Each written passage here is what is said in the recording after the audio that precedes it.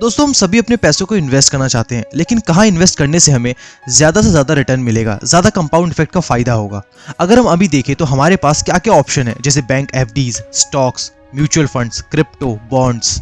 लेकिन सबसे ज्यादा रिटर्न पाने के लिए और सेफ इन्वेस्टिंग के लिए इन्वेस्ट करना किसमें है, तो आज की इस वीडियो में हम यही डिस्कस करने वाले हैं, तो वीडियो को एंड तक जरूर देखना। लेट्स अज्यूम कि अपनी सैलरी का कुछ हिस्सा यानी मान लीजिए 10% बैंक की एफडीज में इन्वेस्ट करते हैं, तो वहां से आपको मैक्सिमम 4 से 5% तक का रिटर्न मिल सकता है। और डिफरेंट बैंक के अपने डिफरेंट इंटरेस्ट रेट रहते हैं, जैसे कभी 6 या 7% भी हो जाता है, पर हम इस वीडियो में 5% लेकर चलते हैं। मान लीजिए आपने अपने 10,000 रुपए की एफडी करवाई है, तो साल के एंड में आपको 10,500 रुपए मिलेंगे, यानी कि देखा जाए तो आपको 500 रुपए का प्रॉफिट हुआ है आपकी इन्वेस्टमेंट पे। और अक्सर लोग इसी ऑप्शन को बहुत ही ज्यादा चूज करते हैं, लेकिन अगर मैं कहूँ कि आप इससे कई ज्यादा अच्छे रिटर्न बना सकते हैं, और वो इसीलिए क्योंकि एफडी में आपको सिंपल इंटरेस्ट मिलता है, ना कि कंपाउंड इंटरेस्ट। आइए सेकंड ऑप्शन देखते हैं, जो कि है बॉन्ड्स। अगर आप किसी कंपनी का बॉन्ड खरीदते हैं तो कंपनी उसके बदले में आपको 8 से 10% तक का इंटरेस्ट देती है, और टाइम पीरियड ओवर होने पर वो आपको आपके इन्वेस्ट किए गए पैसों को लौटा देती है। तो अगर आप देखें तो आप सोचेंगे कि यार ये पहले वाले ऑप्शन से तो बहुत ही अच्छा है, लेकिन इसका एक डिसएडवांटेज भी है कि अगर कंपनी का डाउनफॉल आता है तो हो सकता है कि वो आपको कोई भी इंटरेस्ट ना दे,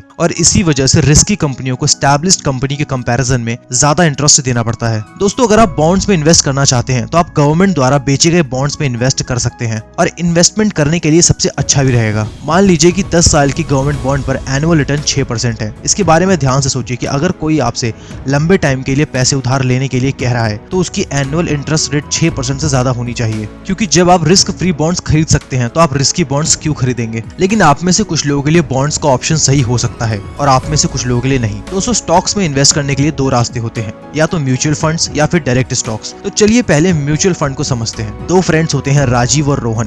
दोनों 25 साल के होते हैं और दोनों के पास 10-10 लाख रुपए सेव होते हैं। अब क्योंकि दोनों ने पैसा बहुत मेहनत से कमाया होता है, तो उन्हें सबसे सेफ और सबसे अच्छा ऑप्शन चाहिए इसे इन्वेस्ट करने के लिए। तो पहला फ्रेंड राजीव अपने पैसों को दो हिस्से में डिवाइड करता है। पहले 5 लाख को एफडी में और बचे 5 लाख को वो गोल्ड में इन्वेस्ट कर देता है। और दूसरा फ्रेंड रोहन भी अपने 10 लाख रुपए को दो हिस्सों में डिवाइड करता है। 5 लाख को वो एफडी में डालता है एज ए इमरजेंसी फंड, और बाकी बचे 5 लाख को वो इंडेक्स फंड में डाल देता है, जिससे उसको एक एवरेज स्टॉक मार्केट का रिटर्न मिल सके। और अब फास्ट फॉरवर्ड 20 साल बाद देखते हैं कि इनकी इन्वेस्टमेंट्स बढ़कर कितने हो गए हैं। तो चलिए देखते हैं। राजीव को एफडी से मिलता है 7% का इंटरेस्ट, जिससे उसकी 5 लाख की वैल्यू 18 लाख की हो गई है, और गोल्ड से उसको मिला 9% का रिटर्न, तो उसके गोल्ड की वैल्यू हो गई है 25 लाख यानी 25 लाख। तो देखा जाए तो राजीव की 10 लाख की इन्वेस्टमेंट ग्रो होकर हो गई है 43,79,000। अब दूसरी तरफ रोहन को एफडी से सेम 7% का रिटर्न मिला, जिससे कि उसकी 5 लाख की वैल्यू हुई 18 लाख की। लेकिन अब यहाँ पे रोहन ने इन्वेस्ट किया था इंडेक्स फंड में, तो उसके इंडेक्स फंड की इन्वेस्टमेंट से उसको रिटर्न मिला है 14% का, तो उसकी इन्वेस्टमेंट अमाउंट बढ़कर हो गई है 68,72,000। तो उसके टोटल 10 लाख की इन्वेस्टमेंट की वैल्यू लगभग 86,72,000 हो गई है। और अगर रोहन के सारे पैसे इंडेक्स फंड में इन्वेस्टेड होते तो उसकी वैल्यू होती 1,37,00,000।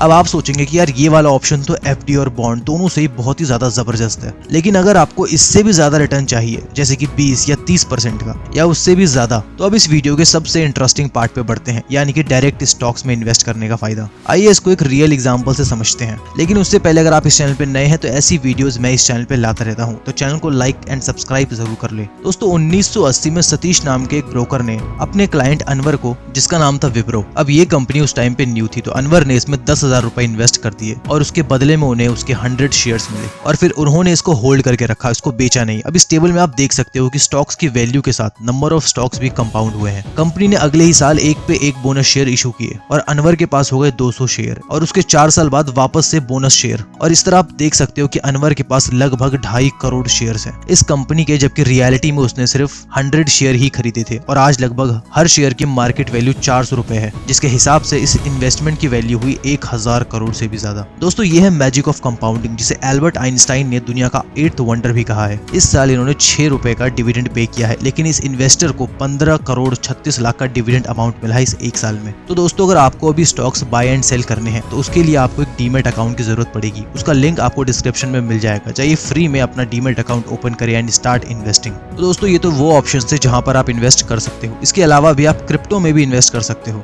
लेकिन क्रिप्टो एक बहुत ही वॉलेटाइल मार्केट है जिसके बारे में हम और किसी वीडियो में डिस्कस जरूर करेंगे। तब तक के लिए अगर आपको ये वीडियो जरा भी हेल्पफुल लगी हो तो वीडियो को लाइक करना बिल्कुल ना भूलें। अपने डाउट्स हमें कमेंट्स में जरूर बताएं। ऐसी इन्फॉर्मेटिव वीडियो को अपने फ्रेंड्स एंड फैमिली में शेयर करना बिल्कुल ना भूलें। चैनल पे पहली बार आए हैं तो चैनल को सब्सक्राइब करके बेल नोटिफिकेशन को ऑल कर लें। धन्यवाद।